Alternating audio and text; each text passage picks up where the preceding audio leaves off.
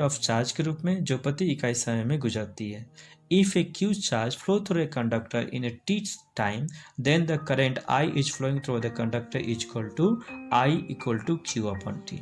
अगर Q charge जो है कंडक्टर से हम लोग को टी समय में गुजरता है तो वहाँ पर बनने वाला करंट क्या होगा, I होगा कंडक्टर में, और I जो है किसके बराबर होगा, क्यू अपॉन टी के बराबर होगा। इसी प्रकार से हम लोग अगर इसको चेंज करें तो क्यू का जो फॉर्मूला निकलता है, एक और फॉर्मूला निकलता है, Q is equal to I T. Unit of charge की बात करें तो ऐसा यूनिट जो आपकी चार्ज की होती है बेटा, यूनिट ऑफ करंट की हम बात करते हैं तो यूनिट ऑफ करंट जो होता है वो आपका जो है यूनिट ऑफ करंट वो होता है एम्पियर, ठीक है। और इसे जो है एक French scientist Andre Marie Ampere ने बताया था। इसी कारण से हम इसे जो उनके सम्मान में इस हम लोग करंट का यूनिट के रूप में हम उसके यूनिट का नाम क्या रखते हैं, एम्पियर रखते हैं। 1 एम्पियर यानी हम लोग करंट का जो ऐसा यूनिट होता है 1 एम्पियर होता है, चार्ज के आपका ऐसा यूनिट होता है 1 कूलम होता है, टाइम का होता है 1 सेकेंड। इस प्रकार से 1 ampere is equal to 1 coulomb upon 1 second, और 1 चार्ज इज इक्वल टू क्या हो जाएगा, 1 ampere into 1 second. Definition of 1 ampere. 1 ampere is defined as when 1 coulomb of charge flow through a conductor in 1 second. 1 ampere of charge को हम define कर सकते हैं जब 1 कूलम चार्ज जो होता है किसी कंडक्टर से गुजरता है कितने सेकंड में, 1 सेकंड में, तो हम कह सकते हैं कि 1 एम्पियर का करंट वहां पर बढ़ रहा है।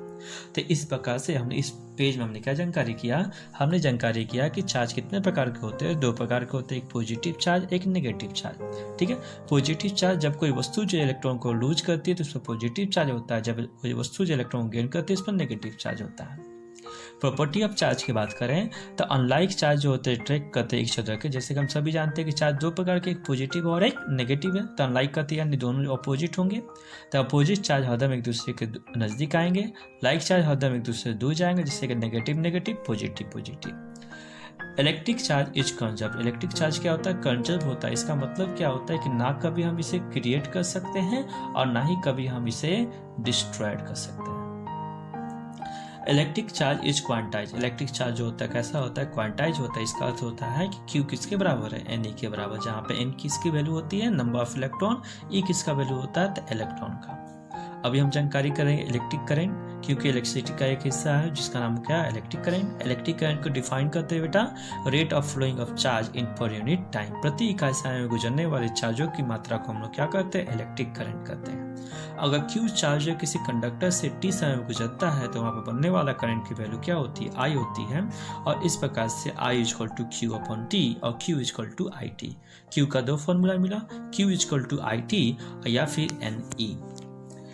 यूनिट ऑफ करंट की बात करते हैं तो यूनिट ऑफ करंट जो होता है वो आपका ऐसा ही यूनिट ऑफ करंट होता है एम्पियर। और ये क्यों रखा गया एम्पियर, क्योंकि ये कि हम लोग के फ्रेंच साइंटिस्ट जिनका नाम क्या था, एंडी मैरी एम्पियर, उनको सम्मान देने के लिए एम्पियर नाम रखा गया।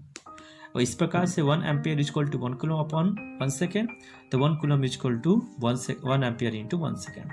1 एम्पियर को डिफाइन कर सकते हैं 1 coulomb of charge flowing through conductor in the 1 second. उसी प्रकार से अगर ये चीज कहा जाए कि आप 20 एम्पियर करंट को डिफाइन करो, वेरी सिंपल, यहाँ पर हम कर सकते हैं 20 कूलम चार्ज फ्लो करता है किसी कंडक्टर से कितने सेकंड, 1 सेकंड में, तो यहाँ पे बनने वाला चार्ज करंट कितने का होगा, 20 एम्पियर का होगा।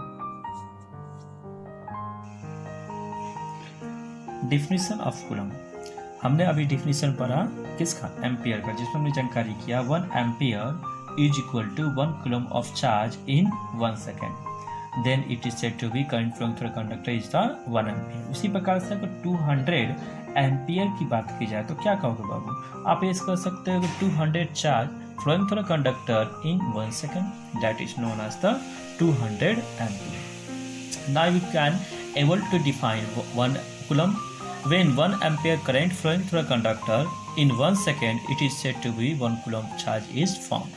हम कह सकते हैं कि जब किसी कंडक्टर से 1 एम्पियर करंट फ्लो करता है कितने सेकंड में, 1 सेकंड में, तो फिर हम ये चीज़ कर सकते हैं कि वहाँ बनने वाले चार्जों की मात्रा कितनी है, तो 1 कूलम की है। डायरेक्शन ऑफ करंट की बात करें तो हम लोग की डायरेक्शन ऑफ करंट जो होता है कन्वेंशनल, यानी हम लोग पुराने समय में ये चीज़ मान लिया गया था कि इलेक्ट्रिक करंट का डायरेक्शन जो था वो पॉजिटिव टू नेगेटिव है, जो कि आज भी हम इसे लेकर चलते हैं। लेकिन एक्चुअली में हम लोग करंट जो कैरी की जाती है आपके फ्री इलेक्ट्रॉन के द्वारा से, ठीक है, और इस प्रकार से हम लोग के इलेक्ट्रॉन के डायरेक्शन में ही हम लोग करंट का डायरेक्शन होना चाहिए। लेकिन इलेक्ट्रॉन का जो डायरेक्शन होता है नेगेटिव टू पॉजिटिव होता है, लेकिन हम लोग को जो कन्वेंशनल डायरेक्शन आपके इलेक्ट्रिक करंट का है वो क्या है, पॉजिटिव टू नेगेटिव। तो यहाँ आपको कंफ्यूज नहीं होना है। अगर कोई पूछे इलेक्ट्रिक करंट का डायरेक्शन क्या है तो आप बोलोगे पॉजिटिव टू नेगेटिव टर्मिनल। लेकिन अगर कोई पूछता है इलेक्ट्रॉन का डायरेक्शन क्या है तो बेटा आप बोलोगे नेगेटिव टू पॉजिटिव।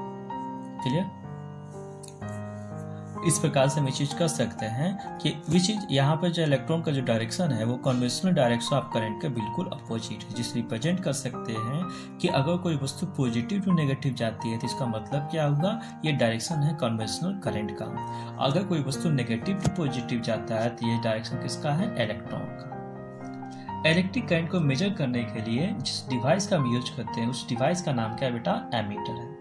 और एमीटर याद रखिएगा, जब क्वेश्चन पूछा जाता है कि एमीटर को हरदम सर्किट में किस प्रकार से कनेक्ट करते हैं, तो एमीटर को हरदम सर्किट में हम सीरीज कॉम्बिनेशन में डालते हैं। क्यों सीरीज कॉम्बिनेशन में डालते हैं, क्योंकि इसकी जो करंट की इसकी जो रेजिस्टेंस की वैल्यू होती है बहुत ज़्यादा कम होती है